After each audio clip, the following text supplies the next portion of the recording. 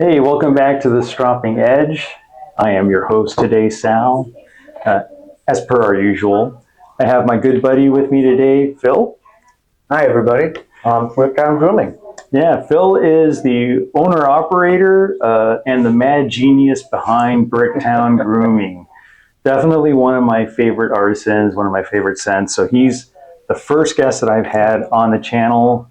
So he's the only other face that you've seen on this channel except for mine, which is trying to figure out it is a good thing. We're going to call it a good thing. So they've had your mug this whole time. Yeah. And now they got my mug? Yeah, they got yours. You'll just have to tell us in the comments if we're upgrading or not. I don't know. But what we're going to do today is we're going to just have a quick conversation. I've got some questions fired up for Phil. For those of you in the wet shaving community that don't know Phil, again, he's the owner operator of Bricktown Grooming and just mad genius with the scents. And I know I enjoy your products quite a bit. Thank you. And of course. And so yeah, we're gonna just shoot some questions out here and see where it takes us. So let me jump in here. All right. Question number one, Phil. What's your origin story? So I started wet shaving in probably 2013 or 14. Mm-hmm. A friend had just recommended it. So I tried it and I really liked it. Mm-hmm. And then as time went on, I was the utilitarian. I actually owned one razor, one brush. What's that like? Inexpensive is what it's like. And then as time went on, I started just trying out how to make stuff. Tobacco and vanilla, you know, the usual San Juan Hill. Sure. Just started basic and then started upgrading. And I started to really like it. And I'm like, well, I could figure this out. Mm-hmm. You know, I could try. So I just started, figuring things out pre-ChatGPT. So I had to figure it out. Wow. Yeah, weird. And I ended up really liking it. And I was using it. A friend had asked about it. So I just gave him a bottle. And I would just pass it out to the guys at work. Nice. This is when I was in the Navy. Okay. And we all had to shave all the time. So we enjoyed it. Good. And my buddy said, well, you should sell this. So I was like, you're dumb. What are you talking about? And you know what? Right during COVID, I was like, I'm doing it. I had worked out a base already. I had worked out a scent. I kept trying new things with scents and just took off. Nice. Just a grassroots from Instagram, just started an account and moved on. So that's what got you into wet shaving was the military thing, or? Yeah, you shaved every day you had to, and I had the electric razor. I had the Mach 3 through however many they do now. 17, whatever. Yeah, right. Just one big swipe and you're done. Yeah, it was you shaving every day, but then I wanted to do something nice. If I have to do it, I try to enjoy it. Yeah. I try to find some way to enjoy it. Yeah. And vintage razors are cool. Yeah. Everybody knows that. Yep. So if you're watching this, then you know, exactly. Vintage razors are cool. And if you're going to do something, might as well enjoy the ritual. That's the quote for this. Yeah, absolutely. For this day. All right. So, question number 3. Gun to your head, favorite Bricktown scent? Oh my gosh. It's going to be Medicine Crow. Okay. It's one of those you can wear any time of year, any time of day, and still smell clean and classic with that little manly edge. Okay. I concur. For those that don't have the crow, you're way behind on the times. Like, catch up, do gooder. Yeah, that was 2 Phoenix meetups ago. That first one, that's where we met. Was that first, first for me, Phoenix meetup. Yes. Yeah. And Medicine Crow is sticking around, by the way. Nice. And it's going to fall in the line with the EDPs that are coming. You heard it here, probably second. But EDPs are coming, guys and gals. That's exciting to hear. I'm glad to hear that. That's awesome. Okay. Is there a scent you wish you had but haven't made yet?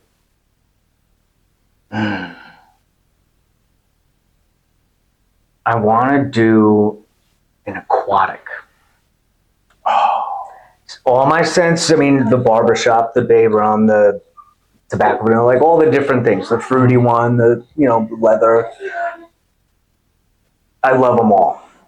But I've never been able to figure out the aquatic in my style. Mm-hmm. So every scent I've ever made, the stopping point is when I know I would wear it. I'm not using myself as the only customer. I'm using myself as just a guide. Mm. So, but yeah, an aquatic, but something dark, an aquatic. Okay. Like a storm. Nice. But we'll see. I need more play. Okay. I need more play. All right. I like that. You have a top favorite razor? That I own? Yeah.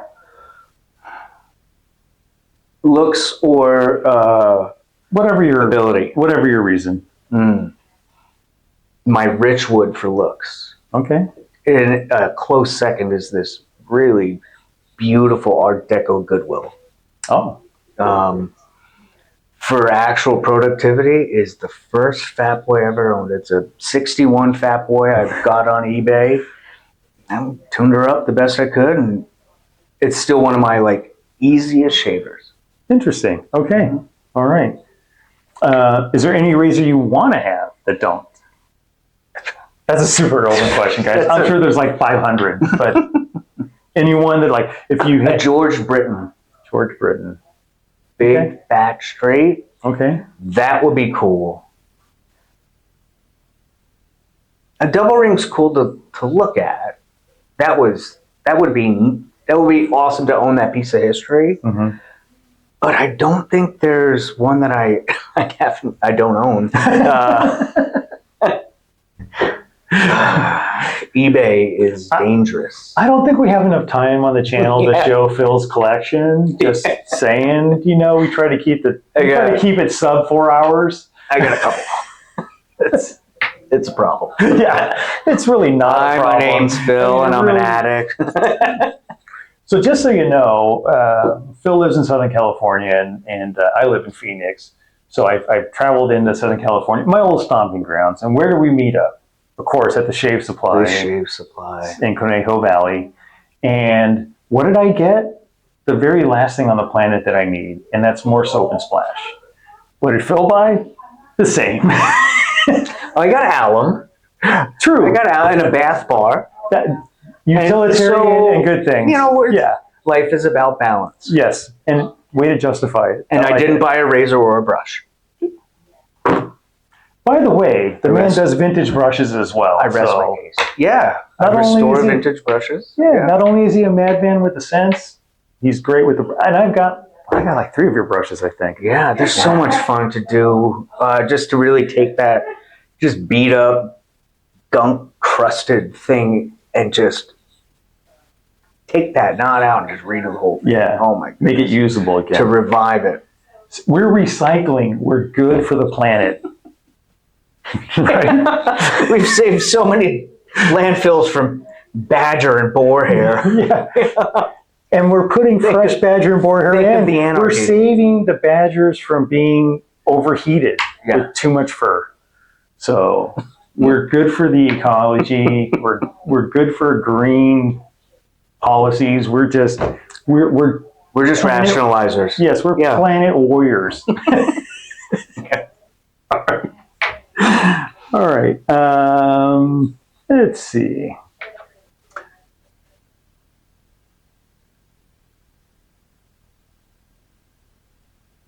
Okay. From your customer feedback, what is your top selling or top liked scent in your lineup? Word of mouth is usually San Juan Hill, but sales were Carpenter's Mate, and they were about balance. Yeah. So those two are neck and neck, and they were two of my first scents. And the Carpenter's Mate is one that I don't think I have. That's your woodsy one, correct? It's a cedar and leather. It comes off real cologne-y. Mm-hmm. Oh man, I love that one. So San Juan Hill, for those that don't know, the very first day I ever walked into the Razor Emporium, I looked at DJ And I said, what should I get? She walked me right up to Bricktown, handed me a San Juan Ale. And who would know that a few years later, here we are. Yeah. Sitting down together. Yeah, it's been a long road. That's pretty cool, man. It is cool. But yeah, San Juan Ale, tobacco, vanilla, and cinnamon.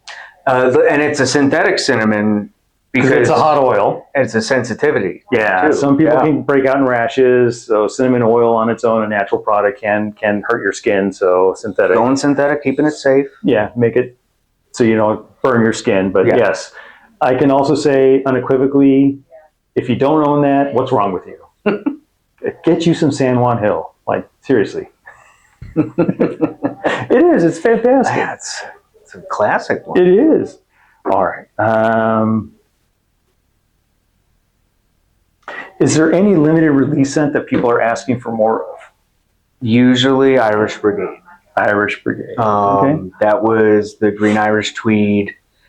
And that was a fun one. I did a batch of aftershave on my own, so a 50 bottle batch. And then I think it was a St. Patty's Day, like 3-4 years ago. I paired up with Joe from Subtle Art Soap, and he makes fantastic soaps. If you don't own a Subtle Art Soap, you got to get out there and try it. And so he did the soap. I mailed him the oil. I did the splash. We went through Shave Supply. And everybody else, everybody, I think, got a piece. I offered it to everybody, and they took what they wanted to. Yeah. But everything went out, and man, that stuff flew off the shelves. I think today in Shave Supply, we saw the last bottle. Yes, and regrettably, I didn't buy it. I even said it, that's my last bottle. Because I can't get that oil anymore. Oh, really? It's gone, huh? That's why it was a limited release. So, and if you don't know, I just finished my last tub of 214, and that's your jasmine and citrus, correct? Yes. Okay, and that's phenomenal too. Unfortunately, that one's gone away too, isn't it? Yes. So when we say it's going away, that means it's not going to get the EDP, and it's not going to be pushed out anymore through retailers. If you like them, like Barbary Pirates, the Sandalwood and Amber became very popular. Hell's Bells did okay, but Batch 214 was huge. Everybody loved it. Yeah. It didn't translate well in EDP form. And that's why the jasmine was like one of the scents too overwhelming when you get to it was concentrated? when the way they mix, because, this is just a bottle of aftershave. You shake it up and you use it, you know, but you're not doing that often in EDP. You want something that's ready. Gotcha. So I went with the 5 that were ready. Gotcha. Okay. But that aftershave splash, oh man, I love that 214. Yeah, 214 is good stuff. Definitely. What's your favorite element of the wet shaving community? The community. Yeah, definitely. The people are cool. Yeah. We're here. We're talking about shaving. Like, break it down, man. Like, and we love it. We love it. But it's the fact that you take something that is so absolutely personal. Just about every man on the planet does it. And they do it usually alone in a bathroom in silence, maybe some music on their phone, maybe. And as quickly as possible to just get on with the rest of the morning. But not us. No. And we share that. We all share that. It's just a little tweak of a daily habit. Yeah. And that's something that's pretty cool. And the fact that it's so personal. Yeah. Like, some people will love this and just dislike that. And some people will be the opposite way. And nobody cares. Yeah. Yeah. Oh, you like this razor? Oh, I like this one. It's not like there's a Gillette Slim gang over there. Like, everybody likes everybody. It's fine. That would be what works for you. That would be the worst sequel to the West Side Story ever. Ever. The Gillettes. Yeah. Oh, good Lord. Dean Martin could have pulled it off. Yeah. Would you been a Gillette or a shit? I feel like he would have been a chick injector. Oh, yeah. Yeah. All right. Let's see here. We got a few more questions. I'm just rolling through and like trying to see what fits organically in the conversation here. This is one that Karina thought of. Okay. It's going to pick your brain a little bit. Would you rather use only one razor for life or only one soap for life? Or let's say soap set. I would probably use one razor forever. I see. I said the same thing. Because I've tried. Like, I'm like, no, I have far too much software. Like, before I buy anything, like I did today, I need to get rid of some stuff by using it all, which I have not done in a long time. We're failed people. That's fine. It's okay. But I would try, man. I was like, no, this week is all this, and I'm just gonna knock it out. I'm gonna overload. I'm gonna, do everything, but I'm gonna use a whole tub of soap. I can make it 2, maybe 3 days before I'm like, I can't do this. This is murder now. I can't. This is cruel. So my school of thought on this was same way. I would probably pick a razor and stick with it because it's not that hard necessarily. For me, in my mind, it's not. For me, I would probably pick one of my Urtan Sewer straight razors and like I'll never wear it out. However, same thing with like I have the scents I like to wear in winter. I have the ones I like to wear in summer. Right, I have my spring scents, fits? Yeah. And although I do have to say that this year I made a promise to myself I wasn't going to buy until I like one in, one out, maybe one more in. And 214 was out. I'm not entirely too successful at that, but 214 was really good. I love the scent on that. But I realized I started going through my tubs and I said, which ones are like half gone? Mm-hmm. And then I'm like, I'm going to bunch those together and then I'm going to run through one until I'm done with it. So I can say, win. I've actually removed like 6 tubs this year so far. And that's good. And we're in June? Beginning of June. Mid-June, yeah. I usually get rid of mine by shipping them out to people. Look, man, it looks used. Just take it. You're new. You're new, and you can't get this anymore. I scoop. It's okay. All right.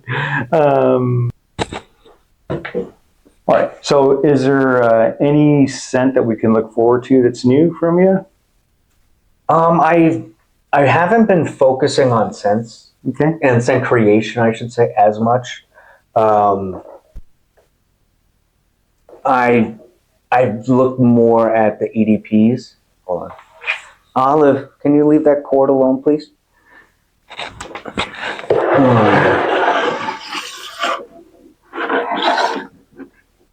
There you go. Just so you know, Phil's got cats, and one of them was trying to play with the cord. This is legitimate, like, professional studio. It's the only way we roll here. This is guerrilla style. This is guerrilla journalism.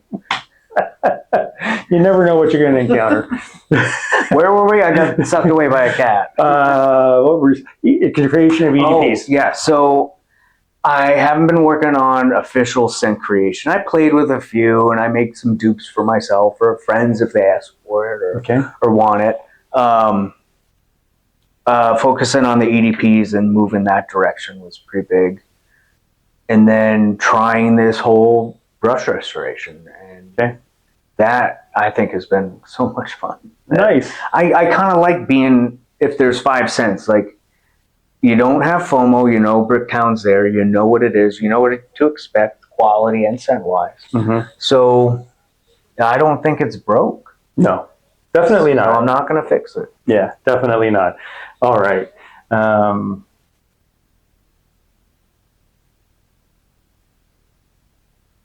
All right, let's see if there's any other good questions in here. You know what? We may do something a little bit different here. So let me just quickly explain. This is the Stropping Edge. It's Phil Decker of Bricktown Grooming. And we're just doing a quick sit down here. I do need to name this segment, so I am going to ask a couple of questions. Should we call this? We'll give you a couple of options. Comment down below which one you like the best, right? I know which one's my favorite, but I'm not going to say. And I think Phil has his favorite, but we're not going to say. So we can either call it Edge Talk, or we can call it Strop Talk. Tell me which one you think is better. I know I have my favorite. I think you do too, right? Yes. Yeah. Okay. So, yeah, comment down below. Let us know, and we'll see if we can't drum up some more of these in the future. But what we're going to do now is we're going to bring Karina in, my wife, and we're going to run through a series of rapid fire questions. Just get top of the head from Phil and myself, and we'll see how that works out. Stay tuned.